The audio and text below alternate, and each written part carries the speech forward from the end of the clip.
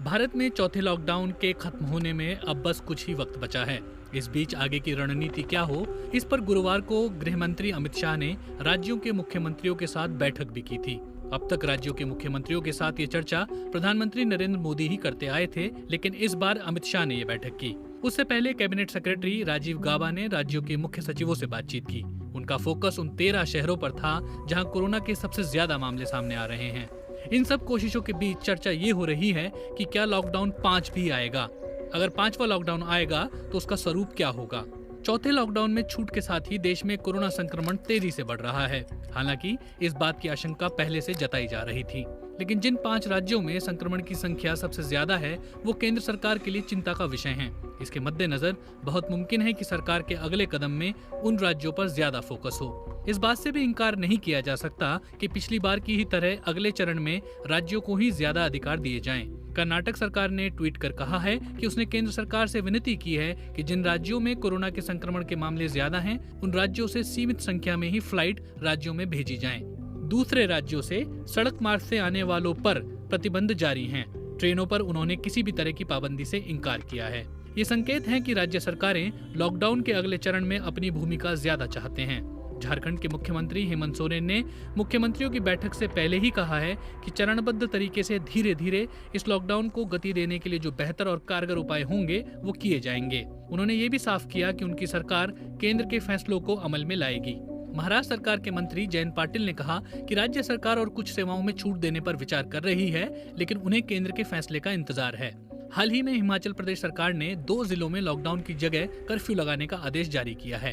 इन सब राज्यों के उदाहरण से एक अनुमान लगाया जा सकता है कि आने वाले दिनों में राज्य सरकारें अपने स्तर पर इस तरह के फैसले करती रहेंगी। ये भी मुमकिन है कि केंद्र के अगले आदेश को लॉकडाउन न कहा जाए, बल्कि केवल उन नियमों की सूची जारी की जाए जो अगले 15 दिन तक प्रतिबंधित रहें या फिर शुरू करने की अनुमति हो। उद्योग जगत ने पिछले लॉकडाउन के पहले आर्थिक पैकेज की मांग की थी। उनकी वो मांग पूरी हो चुकी है और ज्यादातर जगहों पर काम भी शुरू हो गया है। फिलहाल उनकी दिक्कत लेबर न मिलने की है, लेकिन जितने मजदूर अभी हैं फिलहाल वो उसी से काम चला रहे हैं। खुदरा व्यापारियों की जो दुकानें खुली भी हैं उनमें ना तो ग्राहक हैं और ना ही कर्मचारी। उन्हें फिलहाल सीमित समय तक खोलने की इजाजत दी गई है। Confederation of all India traders के राष्ट्रीय अध्यक्ष प्रवीण खंडेलवाल ने बीबीसी को बताया कि फिलहाल 10% दुकानें ही खुली हैं। इजाजत मिलने के बाद भी लोगों में अब भी डर का माहौल है। कुछ बाजार जो रेड जोन में हैं वो अब भी बंद हैं, जैसे दिल्ली के सदर थोक बाजार इलाका, जहां हजारों की संख्या में दुकानें हैं, वो फिलहाल बंद हैं। ये इलाका कंटेनमेंट जोन में भी आता है। कारोबारियों की राज्य सरकारों से मांग है कि दुकानें खोलने का समय बढ़ाया जाए ताकि उनकी कमाई बढ़ सके। साथ ही बिजली और पानी के बिल पर छूट भी मिले। 23 मई को ही दिल्ली मेट्रो रेल कॉर्पोरेशन ने अपनी तैयारियों से जुड़ी एक तस्वीर ट्वीट कर बता दिया था कि ट्रेन सेवा चलाने के लिए वो पूरी तरह से तैयार हैं, लेकिन अभी तक उन्हें इसकी इजाजत नहीं मिली है। दिल्ली में गुरुवार को 1000 से ज्यादा नए मामले सामने आए।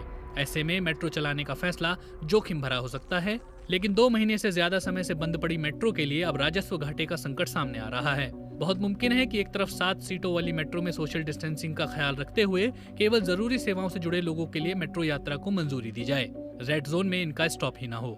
महाराष्ट्र सरकार ने भी सरकारी कर्मचारियों की आवाजाही के लिए मुंबई लोकल चलाने की परमिशन केंद्र सरकार से मांगी है। घरेलू विमान सेवाओं और ट्रेन सेवाओं के शुरू होने के बाद इस बात का दबाव केंद्र सरकार पर ज्यादा है। हालांकि अंतर्राष्ट्रीय विमानों की आवाजाही शुरू करने के लिए अगस्त तक इंतजार करना पड़ सकता है। नागरिक उड्डयन मंत्री हरदीप पुरी ने ऐसे संकेत पहले दे दिए हैं। धीरे धीरे जैसे ही लॉकडाउन में छूट की संख्या बढ़ती जा रही है, वैसे वैसे लोगों की मांग जरूरतों के बाद दूसरी सुविधाओं की ओर भी बढ़ रही है। कर्नाटक सरकार ने 1 जून से कुछ मंदिर, मस्जिद, चर्च खोलने के संकेत दिए हैं। पश्चिम बंगाल में भी कुछ ऐसा ही फैसला हुआ है। सिर्फ कर्नाटक में ही मंदिरों में आने वाला चढ़ावा रुकने से करीब 133 करोड़ रुपए का नुकसान हो चुका है। वहां पुजारियों और मंदिर के दूसरे स्टाफ को वेतन देने में दिक्कतें आ रही हैं। यही हाल केरल के मंदिरों का है। त्रावणकोर देवास्वम बोर्ड के चेयरमैन एन वासु ने बीबीसी को बताया, हम अपने कर्मचारियों को सैलरी देने की स्थिति में नहीं है। इस महीने करीब 25% वेतन काटा जा रहा है। टीडीपी केरल में करीब 125 मंदिर का प्रबंधन देखता है। इनमें सबरीमाला भी शामिल है। लॉकडाउन की घोषणा के बाद इन मंदिरों में पैसा आना बंद हो गया है। वहीं दूसरी तरफ पंजाब में भी अकाल तख्त ने कहा है कि जब शराब की दुकानें खुल सकती हैं तो गुरुद्वारे क्यों नहीं। उत्तर प्रदेश में कादम्बरी मठ के महंत नरेंद्र गिरी ने भी ऐसे ही मांग उठाई है, लेकिन मंदिरों को खोलने में सबसे ज्यादा समस्या प्रसाद वितरण में आएगी। कोरोना संक्रमण के मद्देनजर किसी भी वस्तु को छूने पर हाथ धोने की सलाह दी जाती है। ऐसे में प्रसाद वितरण के लिए मंदिरों में क्या व्यवस्था होगी, ये पूजा घरों को खोलने से पहले तय करना होगा। पिछले 2 महीने से सीरियल के ना तो नए एपिसोड आ रहे हैं और ना ही नई फिल्में रिलीज हो रही हैं, ना ही किसी फिल्म की शूटिंग अभी शुरू हुई है। पिछले दिनों अक्षय कुमार की शूटिंग की एक तस्वीर जरूर सामने आई, लेकिन बाद में खबर आ रही है कि वो सरकारी एड की शूटिंग कर रहे थे। हजारों की संख्या में लोग इस इंडस्ट्री से जुड़े हैं। महाराष्ट्र में 28 मई को एंटरटेनमेंट इंडस्ट्री के लोगों की राज्य सरकारों के नुमाइंदों से बातचीत हुई। इस बैठक में इस बात पर चर्चा हुई कि किस तरह के नियमों को अपनाकर प्रोडक्शन का काम दोबारा पटरी पर लाया जा सकता है।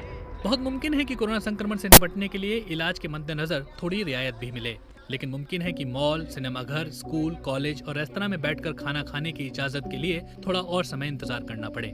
जहां भी थोड़ी छूट मिलेगी, उसके साथ शर्त होगी 2 गज की दूरी और मास्क पहनते हुए बार-बार समय पर हाथ धोने के नियम।